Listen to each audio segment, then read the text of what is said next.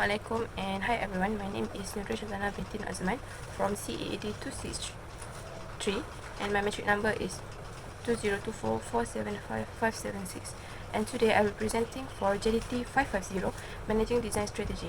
The first question is describing a design issue for new jewelry ideas that aligns with market and jewelry products, research and analysis to understand current trends, customer preference and competitive landscape, and for customer feedbacks. So the issue we are talking about is preserving Indian identity through Kundan Jewellery for multicultural Malaysia. So what is Kundan Jewellery? Kundan Jewellery is an Indian style of jewellery that mainly known as a bridal jewellery, and it is actually an Asian technique that has been used for ages. Kundan Jewellery does reflect the Indian culture through double aesthetics and symbolic motifs such as peacock, lotus, and more. The characteristic of Kundan jewellery itself make people think that it is only suitable for certain people, which is Indian, as they love to wear a variety of jewellery at once, and they are loved with layering concept.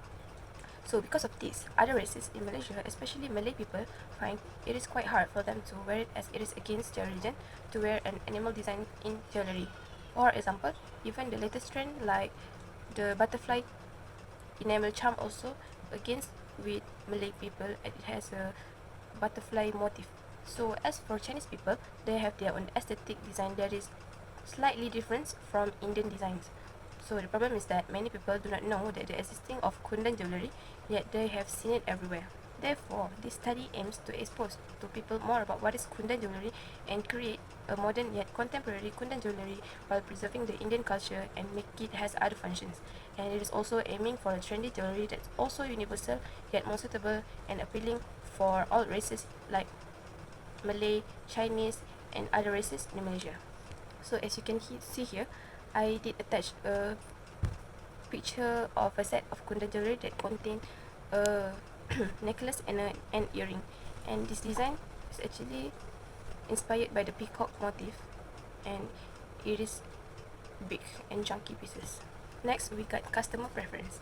Customer preference in Malaysia, especially towards Kundan jewellery, have evolved from traditional heavy bridal pieces to more modern and versatile designs. While Kundan jewellery remains popular among brides for weddings and cultural events, many consumers now prefer lighter, minimalist, and multifunctional pieces that can be worn for both formal and casual occasion. Next, we're moving into the competitive landscape analysis.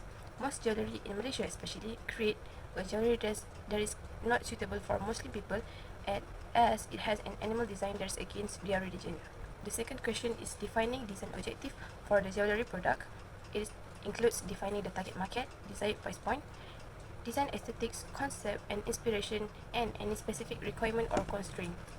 Next, we are moving into design objective, and here I have write down a 3 design objective, which is to understand deeper about the historical development of Kundan jewellery in Malaysia, to develop a modern yet multifunctional Kundan jewellery to preserve Indians' aesthetic value for all religions in Malaysia, and last we got to preserve culture of Indian gold and luxury jewellery through contemporary Kundan jewellery design in Malaysia.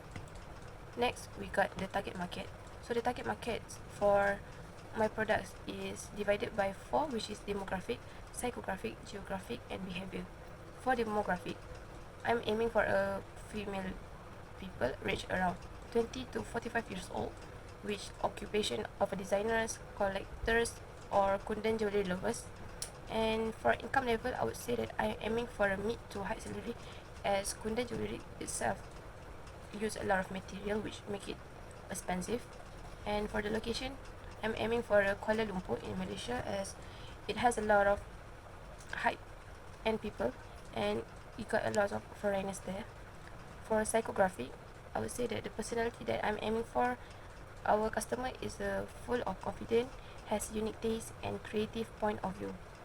And the customer should also be creative, freedom, love, and anti-boring elements. As for geographic, I'm focused more on area in city full with high income population, which is Penang or Kuala Lumpur. So for behavior user that we're targeting is the purpose to buy a unique jewellery, a customer who loves surprise elements and bold designs. Next, the desired price point. I'm putting my four products for 30,000 ringgit, which is contain a necklace for Rm 10,000 ringgit, brooch for 1,500 ringgit, belt chain for 10,000 ringgit, and metalware for 8,500 ringgit. Next, we are moving into design aesthetic, which is contain color, line, and shape. For color, the combination of peacock's feathers color, which is yellow, green, and even blue. For line, layering lines were adapted in the design to mimic the characteristic of Kundan Jewellery, and shape that are used in the designs were floral and a little bit touch of geometric shape so that it is wearable for all races in Malaysia. As for concept, the concept for my product is bold and interchangeable, which is the product can be converted into another type of jewellery. So what is bold? Bold refers to oversized, chunky, and dramatic pieces designed to be a focal point of an outfit and command attention, as interchangeable refers to accessories designed with detachable components that can be switched, replaced, or reconfigured to create multiple looks from a single base piece. So for my products, my necklace can be converted into a brooch. The inspiration for this product was coming from Kundan Jewellery and Indian types of jewellery. So I attached a picture of Kundan Jewellery worn by a Southeast people, and they wore it on a red carpet event as they are actresses. And as you can see here, it has a lot of material and it looks super bold and chunky, and it has a lot of gemstones embedded with gold. Version is peacock and lotus, which is what I'm trying to modernize. Next, these are the other example for Kundan Jewellery. So as you can see here, this is a necklace, a Kundan necklace, which has a lot of gemstones and is embedded with gold. The technique that is used is stone setting and layering technique. Next, down there we got a set of Kundan Jewellery that contain Mautika, a headpiece on the forehead, and a necklace and earring. So the product was made out of silver with emerald gemstones. We got an example of Kundan Jewellery that's worn by a Malaysian bride. Here, first picture, we got Leila, an influencer from Penang. Next, we got a bride from Taiping, Perak. And on the left, we got a bride from Klang, Selangor. And on the right, we got a bride from Ipoh, Perak. Next, we're moving into design process. So first, we are trying to identify the problem by write down a problem definition, and then we try to understand the problem, and then we are trying to develop a design concept, and then we start creating a idea and design development, and moving into design proposal and final, and lastly we are proceed with production. Next, we got managing design process and implementation. For phase 1, on week 1, we got a project brief by lecturer. So lecturer does brief to us a detailed project brief on what are we trying to do for the whole semester, and here we start choosing our design inspiration so that the next week we can do a deeper research. On phase 2 is project research, analytical and observational drawing. So here on week 2 to week 3, we are doing a deep research for the project while drawing, analytical and observational drawing, and create a slide presentation. On phase 3 is idea and design development with design proposal. Here we start sketching our designs, our ideas, and our proposal around 25 pages on week 4. On phase 4, which is week 5 to week 6, we start doing a design refinement and mock-up. So here we do an actual size of mock-up for reference, and we start doing a technical drawing for each product. Yet the technical drawing and the mock-up should be approved by lecturers so that we can move into our phase 5, which is final designs. So here we start doing a product design specification, which is PDS. Here we do a deeper specification for our product, which contain material, what are the techniques that we are using, and how we are trying to make the product looks 3D and so on.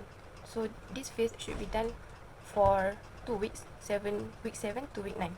And lastly, phase 6, fabrication and production. Here we start creating an actual product using the material that we are choosing and the technique that we are trying to imply in the product. And the product also should be done in full polish before presented and submitted to lecturer. So this phase should be done from week 10 to week 14. Like this, we are moving into product advertising campaign. So I'm proposing a campaign named Kundan for All. And the campaign objective is to introduce modern Kundan jewellery that preserve Indian culture identity while appealing to Malaysian multicultural community through versatile, elegant and wearable designs. So the target audience that I'm aiming for is Malaysian women aged 20 to 45 years old that are coming from other races, especially Malay and Chinese people. And I'm also targeting a brides-to-be and consumers who appreciate cultural and contemporary fashion. Lastly, the advertising channels that I'm aiming to advertise my campaign through is through social media such as Instagram, TikTok, Facebook, and Threads with short videos, styling tips, and behind the scenes craftsmanship so that people can educate and get a lot more knowledge about what is Kundan jewellery. And next we got pop-up exhibition where we showcase the collections at shopping malls, bridal fairs, and cultural festivals. And that's it from me. Thank you.